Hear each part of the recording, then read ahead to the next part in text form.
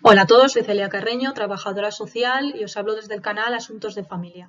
Hoy el asunto de familia del que vamos a hablar es sobre la rebeldía y el comportamiento de los adolescentes cuando se vuelve incomprensiblemente malo y cuando ya no sabemos cómo corregir, cómo comprender, sobre todo cuando no entendemos qué es lo que pasa y por lo tanto no sabemos ya cómo abordarlo.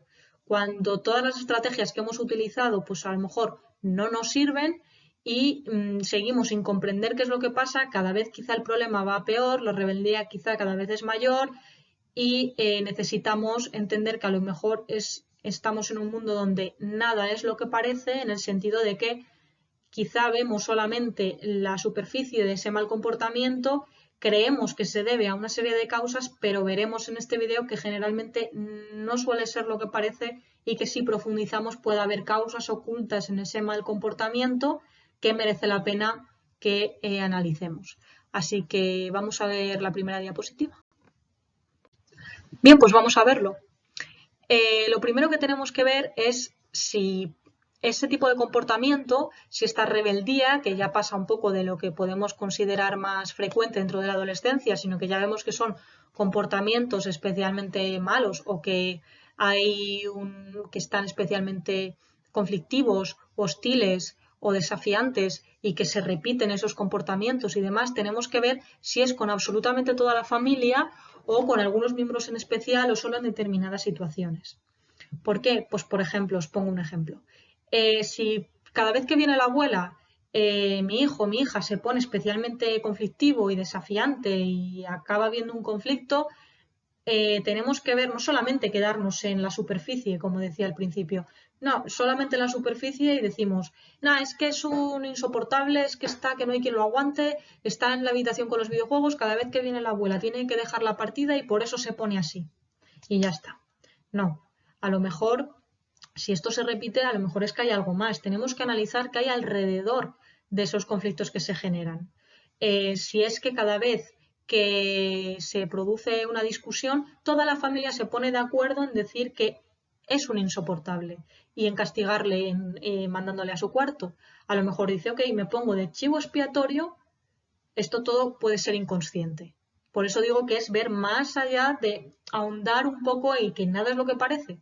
Y a lo mejor estamos hablando de que dice, mira, es que necesito ver que mi familia es capaz de ponerse de acuerdo en algo, entonces yo me pongo de chivo expiatorio, me sacrifico, ok, soy un insoportable. Pero gracias a eso os estáis poniendo de acuerdo en que soy un insoportable. Así que el conflicto con la abuela me sirve para veros unidos en algo. O a lo mejor es que la abuela, cada vez que hay un conflicto, la abuela se pone a favor de la madre o a favor del padre. Y él o ella que siente lealtad hacia uno u otro tal, coge y dice, mira, es que me siento mal porque cada vez que hay un conflicto se pone a favor de mi madre o a favor de mi padre y por eso yo, cada vez que viene la abuela o cada vez que hay un conflicto, pues entro y digo y tal y desafío porque a lo mejor se están produciendo ahí una serie de cosas que no vemos a priori que tenemos que analizar qué hay alrededor de esos comportamientos, qué se produce alrededor, ¿de acuerdo? De esas interacciones y no ver solamente la causa que viene la abuela, consecuencia que se pone insoportable, no. Y también tenemos que quitar, haciendo un paréntesis, quitar esos letreros de insoportable, es que eres un maleducado, es que eres inaguantable, porque en esta etapa es especialmente importante en el sentido de que están desarrollando su identidad y su autoconcepto. Entonces, si sus propios padres le colocan la etiqueta, o familiares, le colocan la etiqueta de insoportable, eres inaguantable, eres, cosas malas, al final todo esto lo va a integrar en su personalidad, va a decir, ok, pues si soy insoportable, tú me has hecho insoportable porque tú me has puesto este letrero de que soy un desastre, de que soy inaguantable, así que ahora voy a ser aún más inaguantable y más rebeldía. Entonces esto solo propicia una escalada de conflicto. Cierro paréntesis. Y también tenemos que analizar si se limita o no a cumplir con sus responsabilidades, o sea, a no cumplir con sus responsabilidades o si esta situación afecta a otras áreas. ¿Vale? Si se muestra solo en asuntos del día a día de normas, hora de llegar a casa, rendimiento escolar, etcétera, o si afecta también a otras áreas o incluso pone en riesgo su integridad, esta rebeldía. Esto también nos va a dar un poco de dos vías un poco para solucionarlo o esa intensidad un poco va a determinar las pautas que tenemos que seguir. Importante también, partimos de que de que hemos aplicado ya ciertas estrategias, estamos ya en problemas que son más crónicos, en problemas de comportamiento que ya están un poco cronificados y que tenemos que mirar más profundamente lo que hay, porque el conflicto en la adolescencia es algo muy frecuente, propio de la etapa y es algo normal y sano que se dé en esa etapa, por lo tanto, no podemos tampoco psicoanalizar cada cosa que ocurre. Pero bueno, cuando los problemas ya son crónicos, sí conviene analizar, bueno, crónicos o que ya vemos que son especial, que nos preocupan especialmente, pues a lo mejor ahondar un poco más. Eso es lo que pretendemos en este vídeo, ¿vale? Con las claves que vamos a ver. Y tenemos también que descartar, parto totalmente de descartar en este vídeo que estamos tratando problemas de acoso escolar. No estamos ya, eso está descartado en nuestros casos que estemos pensando, descartado el problema de acoso escolar o problemas médicos que justifiquen el mal rendimiento académico, ¿vale? Estamos hablando de problemas de comportamiento o rendimiento que continúan y que no están asociados a acoso escolar ni a problemas médicos. ¿De acuerdo? Así que bueno, vamos a ver si con este vídeo os ayudo a poder enfocar un poco hacia el lugar adecuado.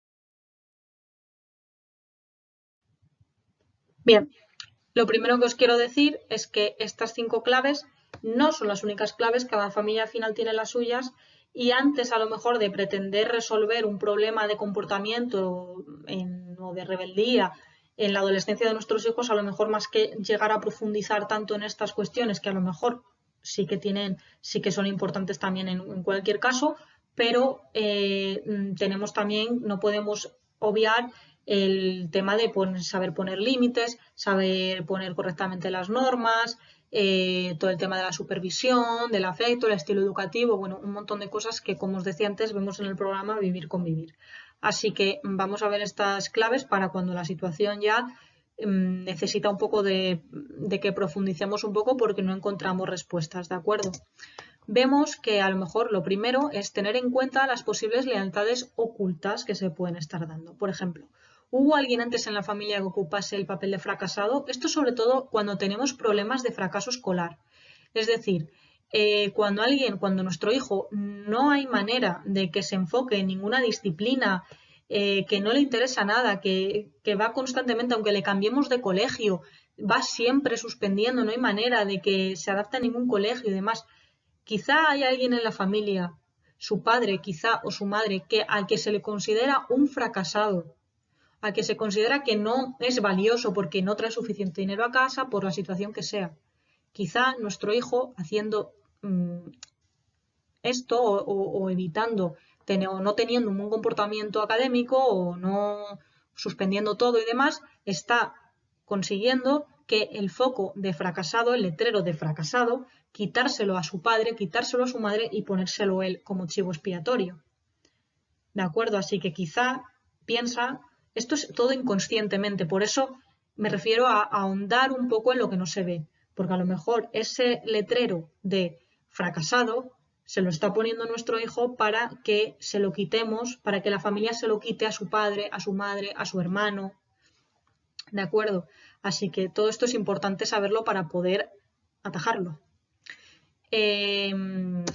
Segundo punto, observa si los límites que separan el papel de padres y el papel de la pareja están claros o si los conflictos de la pareja están afectando en vuestro acuerdo a la hora de educar a los hijos. Como veíamos en otro vídeo, los límites entre la esfera de lo que concierne a los padres y lo que concierne a la pareja han de estar bien claros y delimitados para evitar que los conflictos de la pareja afecten a la parentalidad. Porque una pareja puede estar divorciada y aún así tener unos acuerdos claros y unas ideas claras sobre cómo educar correctamente a sus hijos según sus valores, sus creencias, sus ideas y demás. Pero a veces los conflictos en la pareja afectan a los padres, al rol de padres.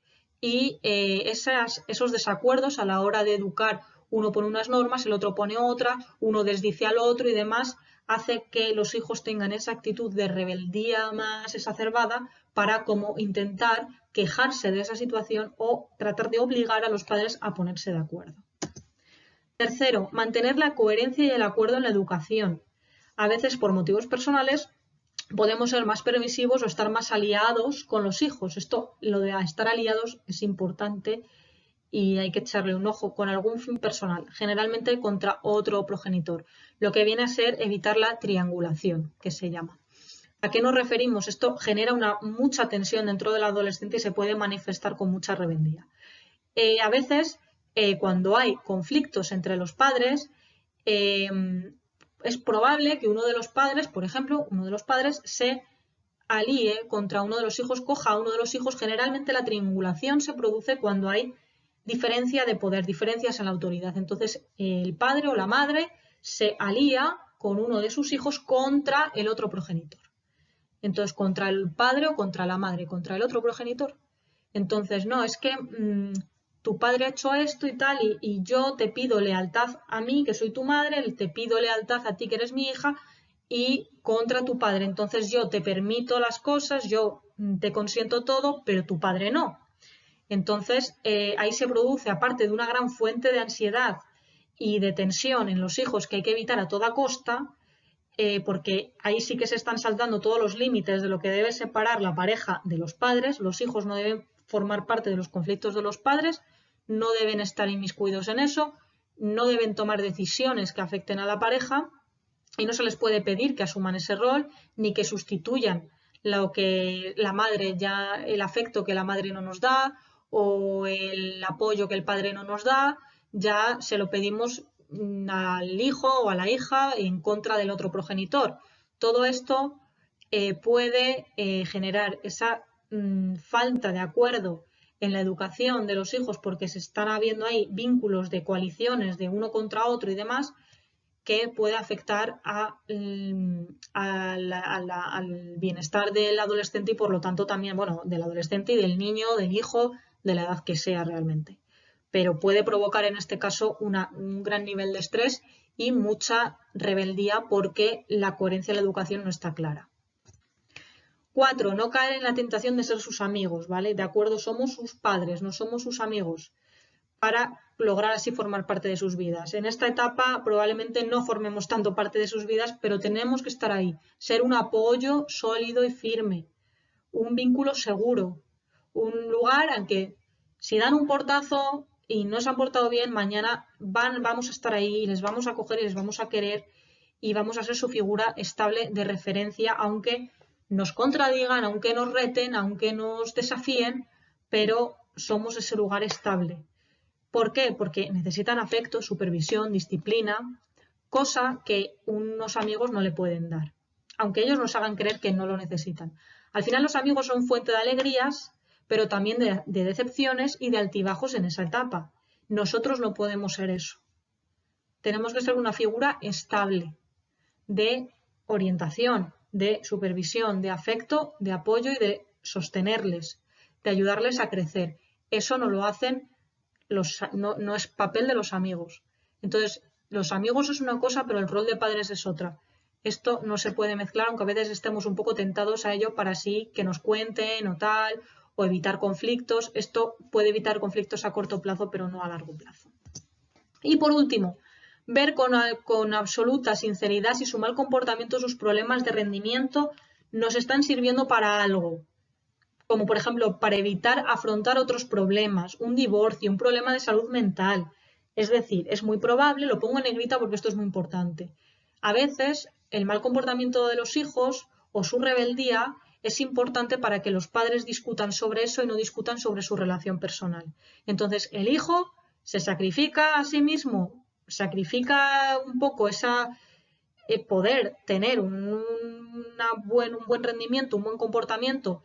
Dice, mira, prefiero quedar yo de malo, pero que así discutan sobre mí y no discutan sobre ellos, no siendo que acaben divorciándose. Por miedo a lo mejor un hijo al divorcio de sus padres decide tener mal comportamiento para demostrarles que sin ellos, él no puede sostenerse o que él se va a descarriar. Esto es importante. También para evitar un problema quizá de salud mental.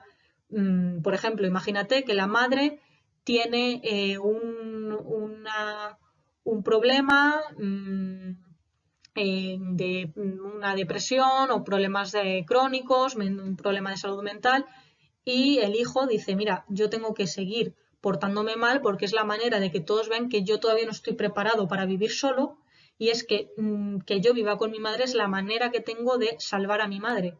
Entonces, tengo que demostrarle a todo el mundo que no me sé valer por mí mismo y para eso me comporto de una manera irresponsable e inmadura, para proteger así a mi madre de vivir sola, demostrando a todo el mundo que yo no puedo vivir sola y que tengo que seguir viviendo con ella.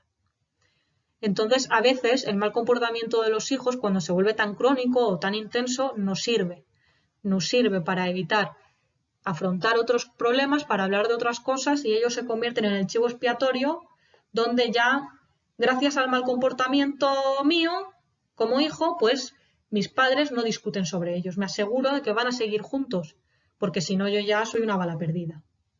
Así que bueno, creo que hemos dado un repaso bastante amplio a la situación y creo que estas claves os pueden ayudar a profundizar un poco en el tema. Si os gusta este tipo de contenido, dale un like y dejádmelo en los comentarios. Chao.